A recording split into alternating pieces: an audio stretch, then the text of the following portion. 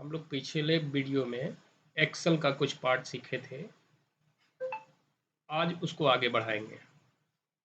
सबसे पहले हम एक्सेल खोल लेंगे।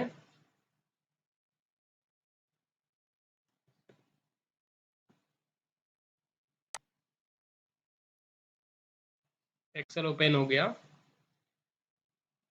दूसरा नंबर हम लोग कल अगले नेक्स्ट प्रीवियस वीडियो में क्लिपबोर्ड देखे थे और फॉन्ट का पूरा बॉक्स देखे थे। आज हम देखेंगे अलाइनमेंट एंड नंबर। आज ये दो बॉक्स को ख़त्म करेंगे। तो सबसे पहले हम देख लेते हैं अलाइनमेंट में देखिए यहाँ पे top alignment, centre alignment, middle alignment and bottom alignment. ये जो ऊपर की तीन लाइनें हैं अलाइनमेंट है वो वर्टिकली अलाइन करता है टेक्स्ट को, एंड नीचे के जो भी तीन लाइन है लेफ्ट, सेंटर, राइट, ये हॉरिजॉन्टली अलाइनमेंट करता है। जैसे अब फॉर एग्जांपल हम देख सकते हैं, यदि हम कुछ टाइप करते हैं, वेलकम टाइप किया, इस सेल को थोड़ा सा बड़ा कर लेंगे तो समझ में क्लियर आएगा कि अलाइनमेंट का क्या मतलब है। अभी जो मेरा वेलकम लिखा हुआ टेक्स्ट है वो कहाँ है? बॉटम में है और लेफ्ट में है। बॉटम लेफ्ट इसका पोजीशन है। अगर हम इसको टॉप लेफ्ट करना चाहें तो टॉप पे क्लिक कर देंगे। बाय डिफ़ॉल्ट बॉटम लेफ्ट ये होता है। बाय डिफ़ॉल्ट अगर कुछ भी टाइप करते हैं तो बॉटम लेफ्ट टाइप होता है।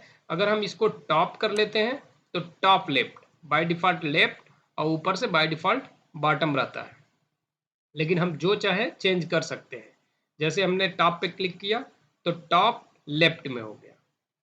अब टॉप सेंटर में करना है तो वर्टिकली अलाइनमेंट टॉप कर दिए और यहाँ से सेंटर कर देंगे। हॉरिजॉन्टली अलाइनमेंट में सेंटर हो गया। उसी तरह से हॉरिजॉन्टली अलाइनमेंट में लेफ्ट बाय डिफ़ॉल्ट जो कि होता है। फिर अब सेंटर और राइट, ये तीनों हो गया। एक टॉप टॉप केवल टॉप में काम कर रहा है। फिर अगर इसको भी हम सेंटर कर देंगे तो सेंटर में आ जाएगा वर्टिकली, और इसको सेंटर लेफ्ट कर सकते हैं। उसी तरह से बॉटम में कर देंगे तो बॉटम में सेंटर राइट। क्लियर हुआ? सेंटर सेंटर में कर सकते हैं। सेंटर पूरे सेल के बीचों बीच आया। ठीक, जो भी ऊपर से नीचे से सिलेक्ट करेंगे ये हॉरिजॉन्टली अलाइनमेंट करेगा और ये वर्टिकली अलाइनमेंट करेगा। क्लियर हुआ? अब हम देखेंगे इंक्रीज आइडेंट, डिक्रीज आइडेंट। यदि मान लीजिए सेल में है, ये टॉप, बॉटम और लेफ्ट में है। लेफ्ट में पूरा सेल से सटा हुआ है तो इसको हम थोड़ा सा स्पेसिंग कर सकते हैं। इसी को हम आइडेंट बोलते हैं।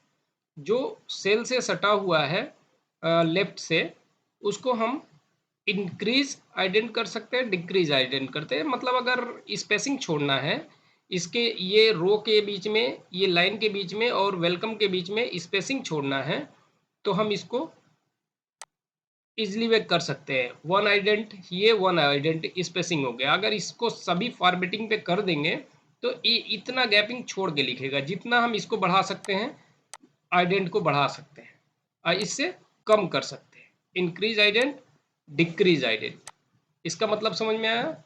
क्लियर हुआ? Decrease indent and increase आइडेंट।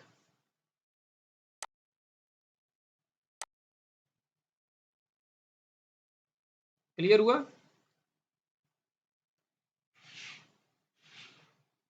फिर हम देखेंगे ये क्या है? ओरिएंटेशन। ओरिएंटेशन को देखेंगे। ओरिएंटेशन क्या है कि टेक्स्ट को डायरेक्शन प्रदान करता है। टेक्स्ट को हम जिस डायरेक्शन से लिखना चाहें, जिस डायरेक्शन में हम उसको मर्ज करना चाहें, रोटेट करना चाहें, उसको रोटेट कर सकते हैं। टेक्स्ट आइडेंट, जैसे ये वर्टिकली है अगर हम लिखते हैं यहाँ, सपोज दैट लिखते हैं हम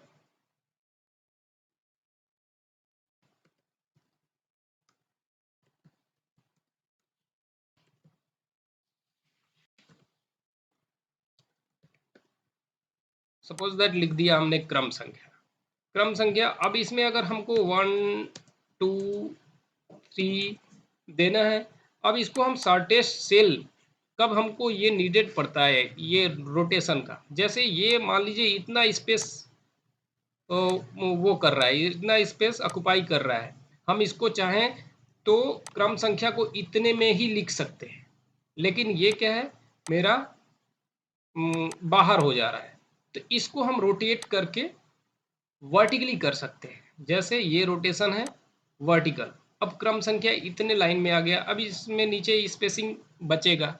उसी तरह से हम इसको रोटेट कर सकते हैं किसी भी डायरेक्शन में, इतने डायरेक्शन दिए हुए हैं,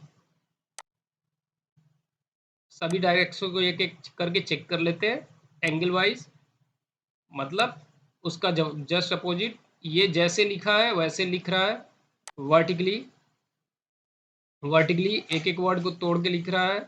रोटेट टेक्स्ट अप हो गया, डाउन कर देंगे, डाउन हो गया, जैसे लिखना चाहें हम लिख सकते हैं। फिर यहाँ से हम फॉर्मेट सेल अलाइनमेंट, इसमें सबका ग्रुप है, उससे भी जाके कर सकते हैं, फॉर्मेट सेल अलाइनमेंट से भी।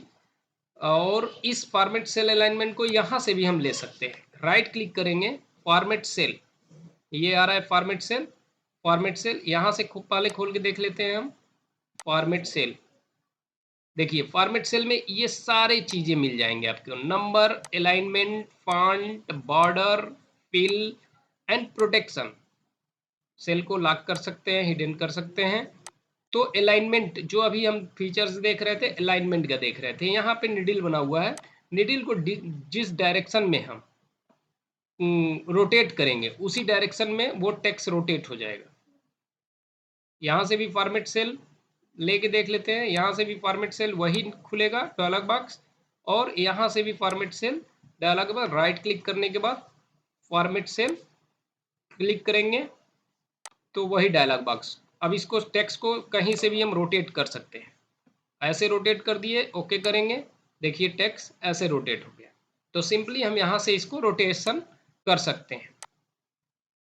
फिर और सब जो भी ऑप्शन है इसमें आगे हम देखेंगे नंबर में, जैसे अब नंबर में देखेंगे, फॉन्ट का आप लोग देख लिए, फॉन्ट का ये जो डायलॉग बॉक्स था फॉन्ट का देख लिए, बॉर्डर का देखेंगे, फिर बॉर्डर का भी फॉन्ट में जो बॉर्डर था बॉर्डर देख लिए हमने, फिर फिल का भी देख लिए, ये जो फिल वाला ऑप्शन है ये फिल वाला फिल देख लिए, प्रोटेक्शन डाटा शीट प्रोटेक्शन हम आप लोगों को बताएंगे आगे है। क्लियर हुआ? तो यहाँ से अलाइनमेंट हम देख लेंगे। अब अगला देखेंगे, ये ऑप्शन क्लियर हुआ। अब ये दो ऑप्शन और बचे हैं इसमें, अलाइनमेंट बॉक्स में, अलाइनमेंट रिबन पे दो ऑप्शन को देखेंगे। सपोज दैट कोई वर्ड हम किसी सेल में टाइप करते हैं, जैसे यही वर्ड है, इसको सीधा कर लेते हैं,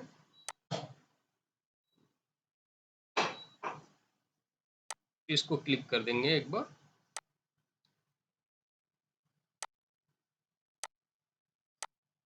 नॉर्मल हो गया। अब ये वर्ड क्या है, इस सेल से बाहर हो रहा है। तो कोई भी वर्ड अगर टाइप करते हैं, अगर सेल से बाहर होता है, उसी सेल में ऊपर नीचे हमको लिखना है, तो वर्ड रैप का इस्तेमाल करेंगे। सबसे पहले कोई भी काम करने से पहले सेलेक्ट करते हैं सेल को, ये ध्यान दीजिएगा, सेलेक्ट किए वर्ड रैप कर दीजिए, देखिए क्रम संख्या एक के ऊपर एक आ गया। उसी तरह से हम बहुत सारे चीज लिखते हैं, जैसे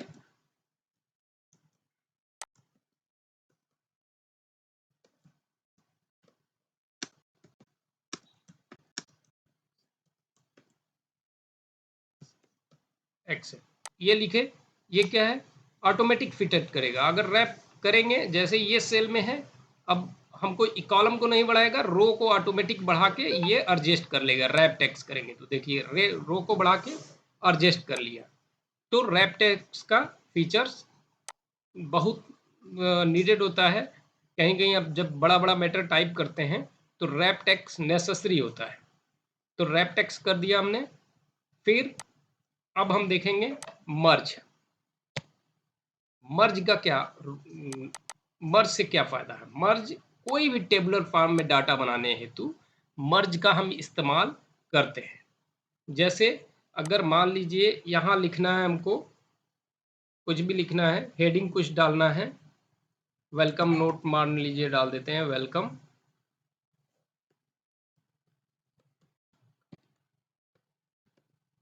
नोट। अब देखिए ये पहले से इस सेल में हमारा रैप ऑन था तो रैप ले लिया। अगर किसी भी सेल पे हम पहले से भी रैप लगा देंगे, देखिए इस सेल पे भी रैप ऑन है, येलो दिख रहा है, इस सेल पे नहीं है तो इसमें रैपिंग नहीं करेगा, लेकिन जिसमें हम रैप लगा दिए हैं उसको अगर फिर कैंसिल करना है तो रैप को ही क्लिक कर देंगे, कैंसिल हो जाएगा। जैसे एक बार करेंगे रैप हो गया, एक बार करेंगे हट जाएगा रैपिंग। ओके, अब जैसे वेलकम टू द नोट्स, अब इसमें कई कॉलम है, सीरियल नंबर है, एड्रेस है, एड्रेस है, सिटी है, ITY सिटी है, जो भी है। अब इन तीनों का ये हेडिंग है, तीनों के लिए ये हेडिंग है। तो हम क्या करेंगे, जैसे सपोज दैट इस पे हम बॉर्डर देते हैं, बॉर्डर देना बता चुके हैं आप लोगों को, बॉर्डर दे दिए। अब ये तीनों सेल अलग अलग हैं, अलग अलग हैं, तो हमको इसको मर्ज करना है। जैसे हम इसको देखिए, ये सिटी अलग है, वो केवल एक सेल में है, तो इसको मर्ज करते हैं। मर्ज, तीनों को सेल को मर्ज कर देंगे तो ये ऊपर वाला सेल एक हो गया। अब इसमें जितना 3 सेल हैं, फिर इसको अगर मान लीजिए एक सेल में और 2 हमको बनाना है तो 2 बना सकते हैं।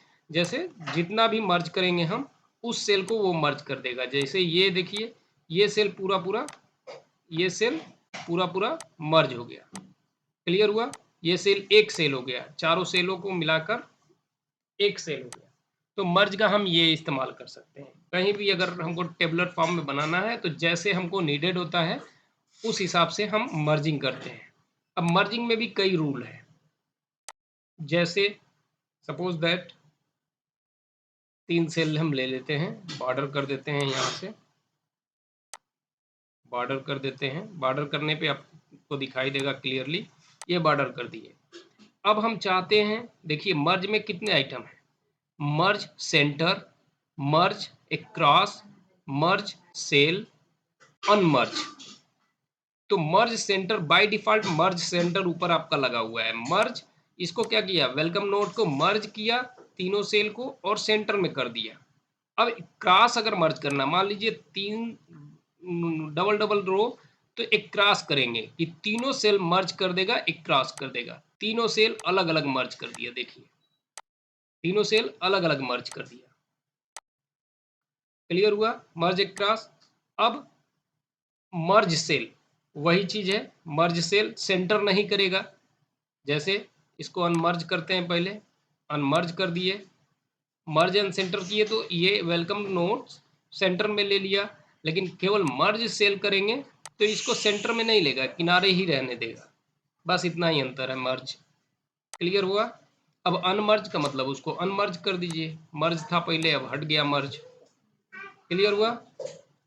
अब अलाइनमेंट हमने देख लिया। अब हम देखेंगे नंबर। नंबर, नंबरिंग करने के लिए सबसे इम्पोर्टेंट नंबर सिस्टम नंबर है। नंबर को हम देखेंगे, जैसे कुछ चीज़ें होता है डिफॉल्टर में, सपोज दैट हम यहाँ लिख रहे हैं 0928, तो जीरो का कोई वैल्यू नहीं होता है आगे, इसलिए अब जैसे ही हम हटाएंगे इस पे से अपना सेल, जीरो हटा देगा। देखिए जीरो हटा दिया। तो अगर जीरो रखना ही है, कोई इंपॉर्टेंट है कि नहीं जीरो रखना ही है, तो हम इसको जनरल से कंडीशन से हटा के टेक्स्ट में कन्वर्ट कर देंगे। टेक्स्ट नीचे है, टेक्स्ट में कन्वर्ट कर देंगे। अब इसमें टाइप करेंगे 098, तो ये जीरो लेगा, जीरो को रीड करेगा, और नहीं तो नंबर में वैल्यू नहीं होता है तो नंबर में रीड नहीं करता है, क्लियर हुआ। इसका मतलब इसमें बहुत सारे ऑप्शन हैं। जनरल, नंबर अगर देना है, केवल नंबर लिखना है तो नंबर लिखेंगे। अगर देखिए एक एक कॉलम में हम दिखा देते हैं, इसमें नंबर कर देते हैं, नंबरिंग कर देते हैं। अब वो नंबर ले लिया, नंबर में बाय डिफ़ॉल्ट क्या होता है 000.00, नंबरिंग ले लिया। अब इसको नंबरिंग को 00 भी हम जीरो के कितने डेसिमल तक जा सकते हैं, इसको भी यहीं समझ लेते हैं। ये 2 पॉइंट उसी के लिए बना है, ये 2 पॉइंट उसी के लिए बना है। जीरो, इसके पॉइंट के बाद कितना जीरो होना चाहिए, 1 जीरो होना चाहिए, 2 जीरो होना चाहिए। इससे हम घटा सकते हैं, बढ़ा सकते हैं। क्लियर हुआ? अब कोई भी ये अगर ये फॉर्मेट हम खींच देते हैं नीचे, तो जितने भी नंबर हम डालेंगे, सपोज दैट इसको हम डिलीट कर दे रहे हैं, डिलीट कर दे रहे हैं। अब इसमें नंबर डालेंगे, ऑटोमेटिक वो फॉर्मेटिंग लिया हुआ है। 5 डाले, इंटर किए, देखिए 5.00, 6 7 डाले 6.00, जितना जीरो हम फॉर्मेट में किए हैं, बाय डिफ़ॉल्ट 2 जीरो होता है, तो जो 2 जीरो लेते हैं। ये क्लियर हुआ? आइडेंट भी दोनों क्लियर हो गया, ये इंक्रीज जीरो और डिक्रीज जीरो दोनों क्लियर हो गया। ओके, आगे बढ़ते हैं। नंबर हो गया। करेंसी, कभी भी हम जैसे एक्सेल में हमको बनाना है बिल, किसी चीज़ का बिल बनाना है या मेमो बनाना है, कुछ भी बनाना है, तो ये नंबर का इम्पोर्टेंस ही होता है। अब नंबर जैसे हम मान लीजिए इस सेल में हम नंबरिंग दे देते हैं, ये करेंसी दे दिए। अब जैसे हम 5 लिखेंगे, इंटर करेंगे, ऑटोमेटिक रुपीज़ का सिंबल ले लेगा। क्लियर हुआ? रुपीज़ का ऑटोमेटिक सिंबल ले लेगा। उसी तरह से अब इसमें कितना सब कुछ है, ये देखिए उसी का जो अभी बता रहे हैं रुपीज़ का सिंबल, उसी के लिए ये बना है, ये टैब उसी के लिए है बाय डिफ़ॉल्ट, उसी का ये टैब है, ये इम्पोर्टेंट टैब है यहाँ। और सब जो भी है वो आपको ज़रूरत नहीं पड़ेगी। हाँ, डेट और ज़रूरत पड़ती है, लेकिन यहाँ से देख लेते हैं। अब हमको रुपीज़ को मान लीजिए डॉलर सिंबल लिखना है, तो यहाँ से देखिए इतने सारे हैं। English India rupees, English US dollar, और इंग्लिश यूके जो भी हो सिंबल, ठीक, यूरो, ठीक, चाइनीज़, जो भी है, जिस सिंबल को हम लगाना चाहते हैं, हम डॉलर, और यही ज़्यादातर यूज करते हैं, डॉलर सिंबल लग गया, तो यहाँ से सिंबल लगा सकते हैं। क्या? ये करेंसी वाला है। अकाउंटेंसी, अकाउंटेंसी को देख लेते हैं अभी। फिर अकाउंटेंसी में बहुत सारे हैं, रुपीज़, अकाउंटेंसी में जिसमें हम डाले रहेंगे, बाय डिफ़ॉल्ट रुपीज़ में हमको अकाउंटेंसी करना पड़ता है, जोड़ना पड़ता है, घटाना पड़ता है, तो उसके लिए है हम पहले लिखना चालू, जोड़ने के लिए आगे है, फार्मूला आगे बताएंगे, तो उसको हम अकाउंटेंसी में इन्वॉल्व कर देंगे। अभी हम देख लेते हैं डेट। सपोज दैट हम कोई डेट डालते हैं किसी सेल में, 10.06.2023, ये डेट ले लिया। अब इस डेट का फॉर्मेट हमको कैसे रखना है, जैसे 10.06.23 है। क्लियर हुआ? अब अगर हमको स्लैश लगाना है, चाहे जनवरी फरवरी में लिखना है, कुछ भी लिखना है, तो ये डेट फॉर्मेटिंग देता है। Date formatting, short date, long date.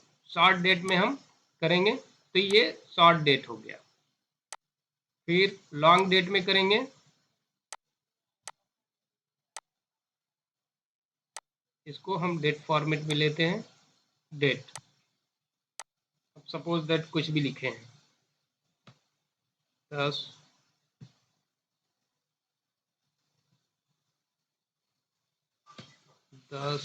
9 2023।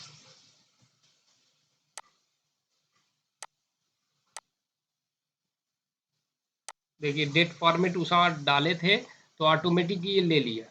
अगर डेट फॉर्मेट नहीं डाले होते, 10/9/2023 इंटर किए, ठीक, मर्ज कर दे रहा है, डेट फॉर्मेट में कर देते हैं हम। देखिए रुपीज़ फॉर्मेट में कर दिए, रुपीज़ फॉर्मेट में हो गया, करेंसी फॉर्मेट में हो गया। और हम इसको लॉन्ग डेट नहीं ले रहा है। सपोज दैट कोई डेट, अगर डेट होता है, जैसे डेट डाले हैं तब फॉर्मेट में ले लेता है उसको, और डेट फॉर्मेटिंग यहाँ से भी हम वो कर सकते हैं।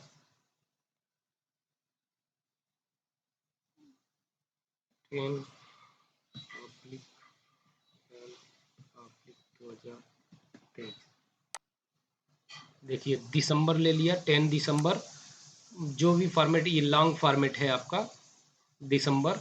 अगर इसी को हम शॉर्ट फॉर्मेट में करते हैं, देखिए 10/12/2023, क्लियर हुआ। लॉन्ग फॉर्मेट में दिसंबर लिख के आ रहा है। हम इसको भी चेंज कर सकते हैं।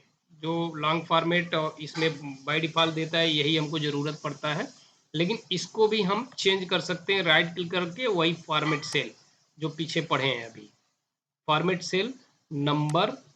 अब इसमें टाइम डेट जनरल जो जो दिया है, अब यहाँ डेट है, डेट सिलेक्टेड है। अब यहाँ से जो भी फॉर्मेट लेंगे वो फॉर्मेट मेरा आ जाएगा। DDMM मंथ, आप 14 ये इस फॉर्मेट में ले लेंगे तो उसको इस फॉर्मेट में लिख रहा है। जिस फॉर्मेट में ले लेंगे डेट को, वो फॉर्मेट आपका कन्वर्ट कर देगा।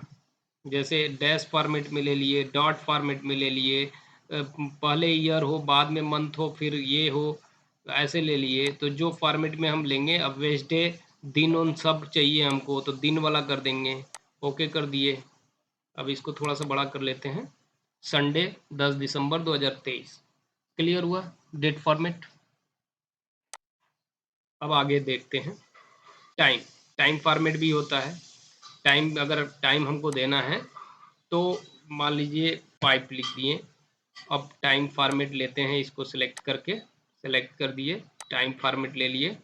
टाइम 000 जो समय होता है, आवर्स, मिनट, और ये तो हम दे सकते हैं 5 आवर्स, 5, 4,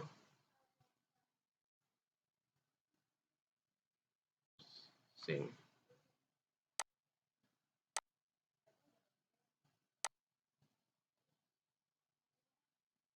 लॉन्ग डेट टाइम इसी फॉर्मेट में ले लिया। अब इसको हम चेंज कर सकते हैं टाइम फॉर्मेट को यहाँ से। देखिए टाइम फॉर्मेट ऐसे ले ले, AM PM करके ले ले, जैसे ले ले, ठीक। अभी मान लीजिए इसमें हम डालते हैं, अब उसी फॉर्मेट में हमको डालना पड़ेगा डेट को। 10/12/07, इंटर। देखिए AM ले लिया, क्लियर हुआ। AM PM जो फॉर्मेट में अगर हम लेंगे उस फॉर्मेट में टाइम ले लेगा।